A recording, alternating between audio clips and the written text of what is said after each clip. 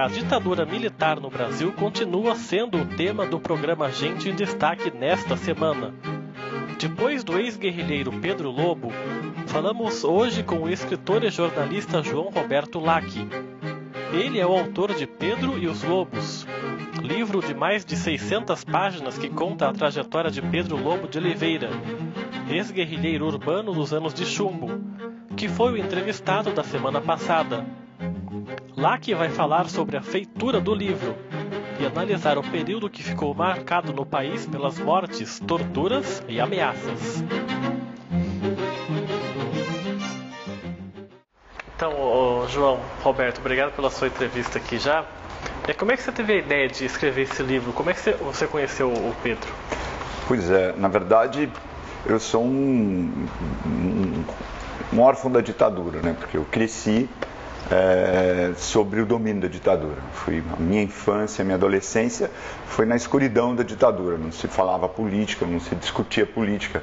Na escola, no colégio, nunca entrei. O meu professor falava do Jânio e parava ali, morria a história do Brasil ali, e com ressalva de que, olha, isso aqui eu só vou explicar isso porque não é legal.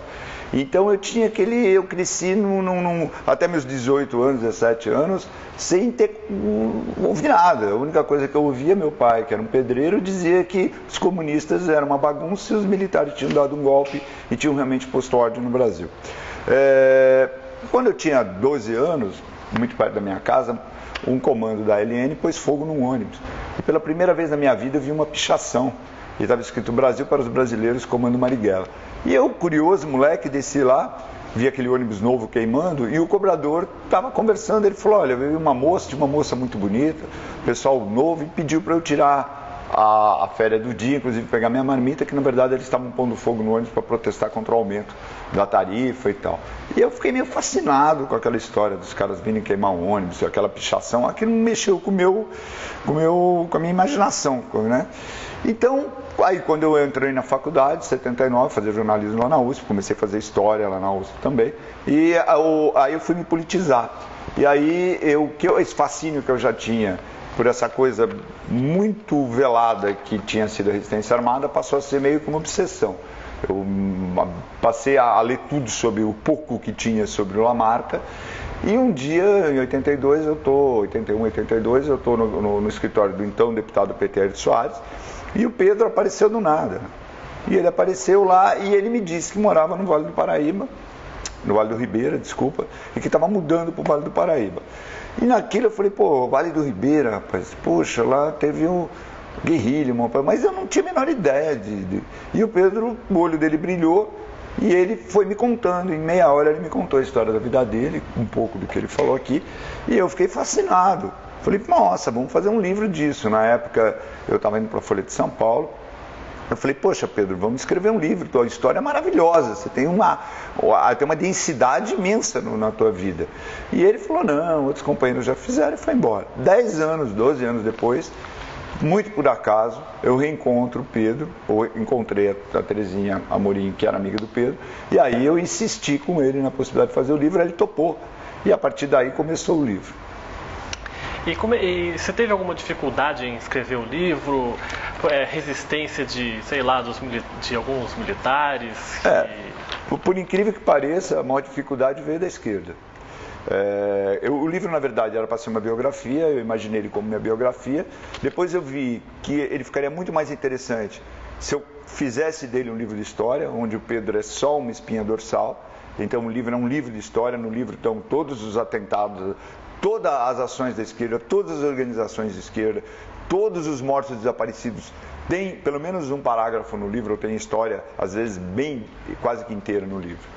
E a resistência que eu encontrei foi... A direita não entrou muito, porque eu não fui atrás do pessoal de direita, porque eles não falam, né? As poucas pessoas que eu contatei não falam. Agora, a esquerda meio que tem uma espécie de policiamento, meio que tem uma espécie de patrulha, né? Tem alguns caras da esquerda que se acham dono da história. Então eu tive problema e um cara fala, não, isso aí não vai entrar, não põe isso no livro.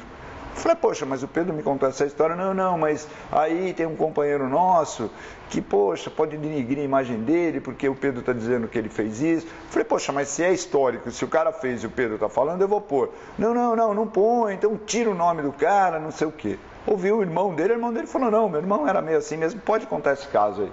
Fui contar, outro cara, não, pelo amor de Deus, não põe. Então eu sofri bastante, algum policiamento, patrulhamento de querer considerar todos os atores desse tempo que tinham uma ligação com a esquerda, de pessoas infalíveis, de pessoas que realmente têm que ser levadas à condição de heróis e tudo. E tem algumas pessoas que delataram, tem outras que cometeram deslizes, e eu acabei incluindo no livro, então está lá. Mas a maior resistência mesmo, da direita nenhuma, né? Porque também, e nem depois do livro escrito, só um site aí da direita disse que eu sou ingênuo, que o Lobo, na verdade, era o próprio Pedro e não os militares, como está colocado. E da esquerda também foi uma resistência nesse sentido, de querer direcionar o conteúdo do livro. Mas não foi tranquilo de escrever. O que mais te surpreendeu, tanto na história do Pedro, quanto nesse apanhado da ditadura desses 21 anos? Teve alguma coisa que você ficou surpreso em saber? Primeiro, obstinação, né? Não só do Pedro, como de um monte de gente que hoje ficaram meus amigos, que estão relatados aí no livro, uma obstinação assim, que não surpreende a mim, quem lê o livro vai ficar surpreso. Eu acho que a leitura do livro traz, então, trouxe a mim, eu escrever o livro, e vai trazer a quem lê, primeiro uma pessoa como o Pedro jogar a família inteira no caldeirão da Revolução, filhos e mulheres, né? Meninas ali, estudantes que jogaram tudo, tiveram ousadia de invadir quartéis e depois foram torturadas de maneira absurda. Então, a crueldade da tortura, de botar um torniquete de metal na cabeça de uma mulher e apertar até a cabeça dela explodir, de uma estudante, não é? A crueldade de segurar um cara de ponta cabeça e pondo salmoura no nariz dele, a forma fria, né, na condução das diligências, quer dizer, vamos identificar o inimigo e assassiná-lo, esconder os corpos, mas de uma maneira gelada. O papel do Fleury, do delegado Fleury, que todo mundo ouve falar, eu tenho todos os atos de repressão, eu descrevo muito bem a história do Fleury, um homem extremamente, surpreendente o grau de crueldade desse ser humano.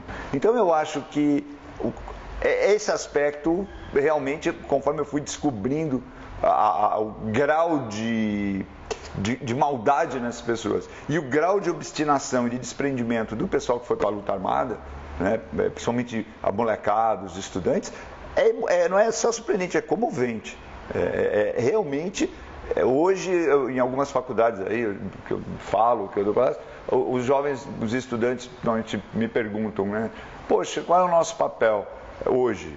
É divulgar a história, levantar essa história. E eu falo, olha, eu acho que hoje ninguém se entregaria daquela forma. Então eu acho que a maior surpresa foi mesmo o grau de obstinação e de desprendimento desse pessoal que se envolveu.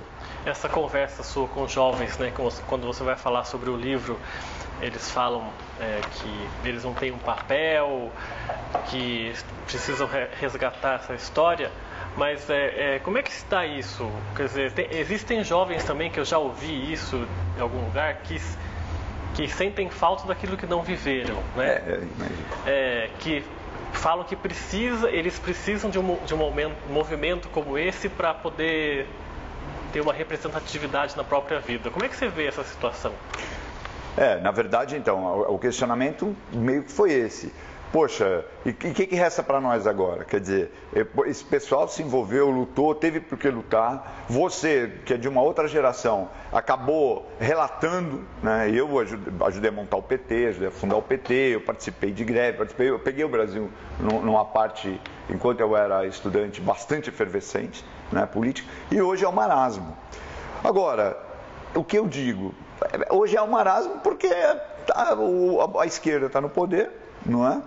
Porque as coisas estão andando, e como as coisas... É que nem jogo de futebol. O juiz, quando o jogo é tranquilo, o juiz não aparece.